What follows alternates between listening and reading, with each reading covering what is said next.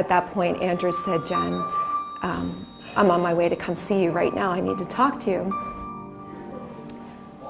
And I remember at that moment thinking, that's not what somebody says when it's just minor. This has to be serious. So at that point I said, "Andrew, don't make me wait. You need to just tell me right now. I'm here at the gym. I'm not in the car. Just tell me what's going on." And that's when Andrew told me that there had been an accident. On Thursday nights I would coach the 5:30 and he would coach the 6:30. So I was expecting to see him at the 5:30 class, and he never came in.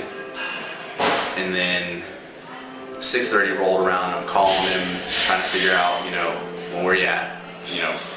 What's up, where you at, come on. And,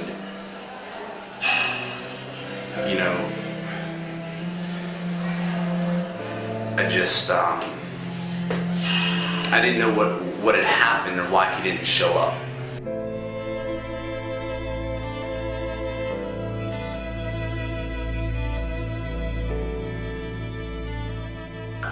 Come on! 28! 29-3, let's go, let's go, let's go! Come on, one more! Let's go! Time! I met Zach in 2008, in the fall of 2008. I was actually rushing a fraternity, as it were. And I was assigned Zach as my big. So he really was an integral part of my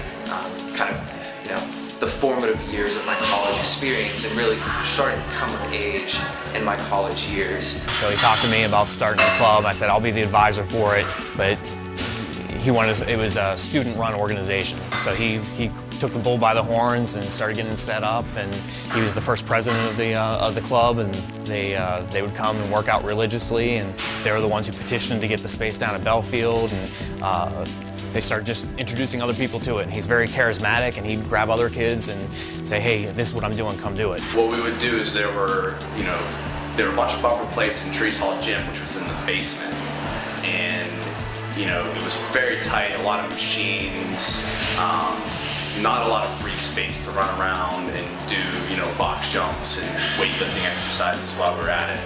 I was a freshman, Zach was a senior, and him along with one of the other older guys, Ryan Johnson, taught me a lot about the movements and took time out of their day and their workouts just to teach me and help me through different movements like overhead squat or a proper form for a jerk or a snatch.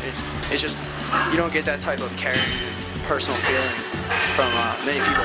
Many people don't take that time to be nice to someone else and take the courtesy to teach. Because I didn't know anyone at Pitt. I'm from Virginia, so it was like not very many people in my area to come to Pitt. And kind of Zach and like the rest of the guys kind of took me under their wing. Like he was a big part of the reason I stayed at Pitt, just because he was always looking out for me. I went to sectionals with him 2 years ago, and like I was a little nervous. I drove all the way up from Virginia, but like they definitely was looking out for me all the time, and went over to his house a couple of times to do workouts and stuff like that. As soon as I got back that summer, myself and a few of the other guys that were doing CrossFit in Panther CrossFit, we all lived in Oakland, just up the street together, right near Pitt's campus. 301 Coltart. The house has seen better days before and after us. So, but it was a great time. We had our own little setup. We had 2 barbells, about 300 pounds of weight in our driveway. We actually made a kettlebell. We actually had a 200-meter mark down the street. It was nice with a flat street. Had a 200-meter mark at a signpost from our driveway to the signpost of 200 meters, so we could come right back in for a 400-meter run and whatnot. So it was actually pretty ideal. The relationship between Panther CrossFit and CrossFit Pittsburgh grew from the fact that Mike Pichigala was a Pitt alum. So, he wanted to support us any way he could.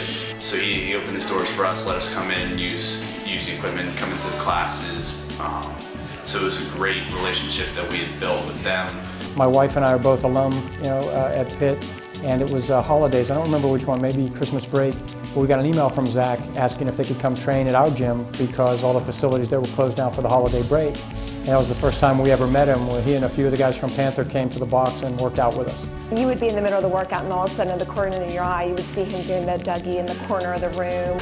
He was like doing a max effort push trick or something, and he hit a PR, and he immediately stripped and started shrieking around the room of all the Panther CrossFit members, and just started doing celebratory chest to bar pulls. And that was one of the funniest things. That was one of my first experiences with Zach, and I was like, what am I getting myself into here with these guys? He would look for the most outlandish outfits to wear, like whether it was girls' shorts or just something funny like that. But yet, you know, he would do that, but yet he was extremely serious. Like if you talked to him during the competition, even though how he may have looked in his shorts, he was so focused and set on what he was doing. I think it would be the only way I could describe him. He was driven. I will not speak about him in the past tense, but he was one of the most dedicated, driven athletes I've ever trained with. We would have great talks before and after the workouts, and with all sincerity, like he truly wanted to know what it would take to be better and would not stop until he got there.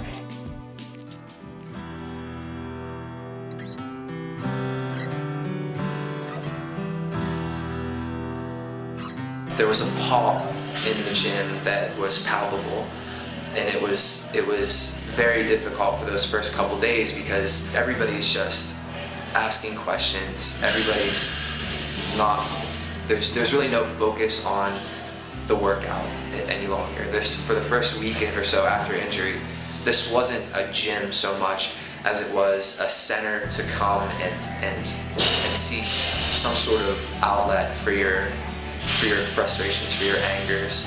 Whenever I work out now, I'm like, Zach can't work out, so like, it's just in my mind, like I work out for him now, pretty much. Like if I get like tired, I'm just like, can't be bad. Can't be any worse than he's doing. I'm trying to digest it, and I'm trying to find something good about it, to give me something to hold on to. And the first reports actually were so bad. They said that it looked like he might not make it through the night. Well, obviously he did, Thursday night to Friday morning. But come Friday morning, one of the words that was thrown out there at the hospital was, it may have been better had he not made it. I mean, it's heartbreaking. It's it's frustrating to see somebody with so much potential and just vitality for life to be in a coma. It's almost surreal because you can't picture it. He's full of life. He is, and he affects everybody around him. He really does. At the Mid-Atlantic Hopper Challenge, unbelievable. I mean, I consider Jeff Tincture a friend. He's a good guy, but to take the podium and to turn over your winner's purse like that is incredible. And then to have Christy Phillips, another phenomenal athlete, do the same thing. This kid has obviously impacted people. Zach, enough already, all right? I need you back here, brother. All right, we miss you, we love you, and selfishly, I need you to coach me. Zach, you're an amazing human being. If anyone's going to pull through this, I know you can. And I look forward to wadding with you again. We might even have a little bit of time where I can keep up with you. I remember you saying to me, I would never quit. Not for any reason. Even if I thought I was coming in dead last, I would never quit. I'm here for you. We're doing as much as we can to make it easy for you once you wake up. We love you, and just pull through. So I'm counting on you to push through. We're praying for you and can't wait to see you get back on your feet.